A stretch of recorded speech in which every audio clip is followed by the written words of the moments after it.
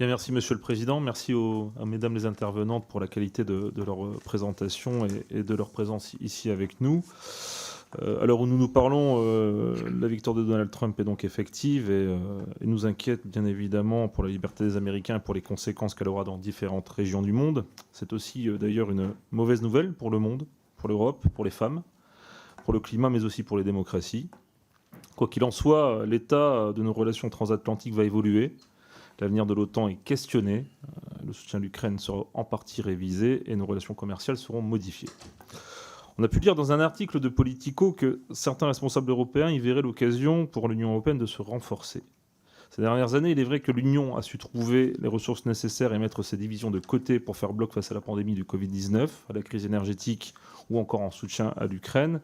Et si l'élection de Kamala Harris restait une option plutôt favorable pour la démocratie et pour nos relations transatlantiques, l'Europe semble tout de même mieux préparée par rapport à 2016 en cas de victoire, donc dans ce cadre, de Donald Trump. En matière de défense, qui est le domaine le plus évident dans lequel une présidence Trump suscite des changements en Europe, qui plus est lorsque ce dernier n'hésite pas à accuser le vieux continent de profiter de la protection militaire des États-Unis via l'OTAN, menaçant même Washington de se retirer de l'Alliance. Quel scénario imaginez-vous pour la France et pour l'Union européenne si les États-Unis se retiraient de l'OTAN, que ce soit de manière formelle d'ailleurs ou par une forte réduction de leur contribution à l'Alliance ? Quant à l'aide à l'Ukraine, son retour pourrait accroître la pression sur l'Europe sur le partage dit du fardeau, au-delà de ce qui a été fait depuis la création de l'Alliance en 1949. Et dans ce cadre éventuel, un retrait de Washington pourrait-il inciter les pays membres à s'accorder sur un emprunt commun pour soutenir Kiev ? Sur le plan commercial, un nouveau mandat de Donald Trump pourrait-il amener à adopter une politique économique plus protectionniste à l'échelle européenne, en forçant ainsi l'indépendance du continent ? Ou au contraire, risquons-nous d'assister à une politique du chacun pour soi, où de nombreux pays membres chercheraient des accords bilatéraux avec d'autres puissances ? À travers ces questions se dessinent les craintes que nous avons pour cette élection américaine, des craintes qui reviennent à chaque scrutin. Et donc en conclusion, je dirais que nous devons d'abord être davantage maîtres de notre destin, davantage indépendants, et que nous devrions plus avoir l'impression que l'avenir de notre continent ne se joue pas à quelques milliers de voix dans l'un des swing states, mais pas forcément à l'échelle de l'élection américaine, mais d'abord en tant que maître de notre destin. Je vous remercie. Merci pour votre intervention. Peut-être un point qui n'a pas été couvert, qui était également cité dans l'intervention présente sur les libertés publiques et notamment les femmes. C'est un point qu'on n'a pas abordé encore dans cette séance. Si vous voulez intervenir, Madame Belin. J'allais d'abord rebondir sur la question de politique étrangère. Quel scénario si les États-Unis se retiraient de l'OTAN ? Je crois que c'est pas exactement ça qui est prévu. D'abord, le Congrès américain a passé une loi rendant plus difficile la capacité du président à se retirer formellement de l'Alliance Atlantique, justement par souci de protéger cette relation et d'empêcher une des velléités de trumpistes de se retirer de l'OTAN.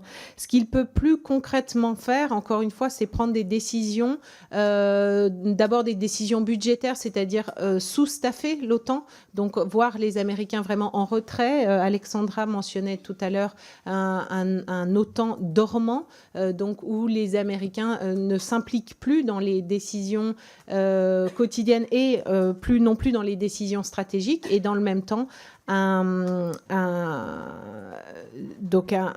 une volonté politique d'imposer une paix, ou en tout cas un cessez-le-feu, ou en tout cas une évolution vers une sortie de conflit à l'Ukraine. Sur ce point-là, tout va dépendre évidemment de la capacité des Européens non seulement à montrer qu'ils sont impliqués dans le temps long, mais également à s'imposer comme des partenaires ou des indispensables au moment des négociations. Ce qu'il faut bien voir, c'est qu'une négociation tripartite avec simplement Américains, Ukrainiens et Russes se ferait nécessairement au détriment des Ukrainiens. Les Européens doivent pouvoir être présents dans ces négociations. Et enfin, un dernier mot sur la politique économique. On a eu un instrument qui a été développé par l'administration l'administration Biden, qui est le Trade and Technology Council, le conseil sur le commerce et la technologie, qui était destiné à essayer de faire des avancées sur le plan commercial, mais surtout sur les questions technologiques, qui est peut-être la bataille des prochaines années et décennies, et qui implique également la bataille de la compétitivité européenne. Il va falloir, puisque ce n'est pas Kamala Harris, mais que c'est Donald Trump, il va falloir ne pas perdre cette idée-là, puisqu'en fait, Européens et Américains ont toujours vocation à se parler de questions technologiques. Il ne faudrait surtout pas rentrer dans une guerre totale technologique, de compétitivité technologique avec les Américains. Elle se ferait en notre défaveur. Il faut pouvoir soutenir nos champions européens. Il faut se méfier d'Elon Musk et des intérêts technologiques très forts et industriels très forts aux États-Unis. Et donc, il va falloir proposer quelque chose peut-être de créatif pour faire évoluer ce conseil et essayer d'en impliquer, si ce n'est Trump lui-même, en tout cas une partie de son cabinet.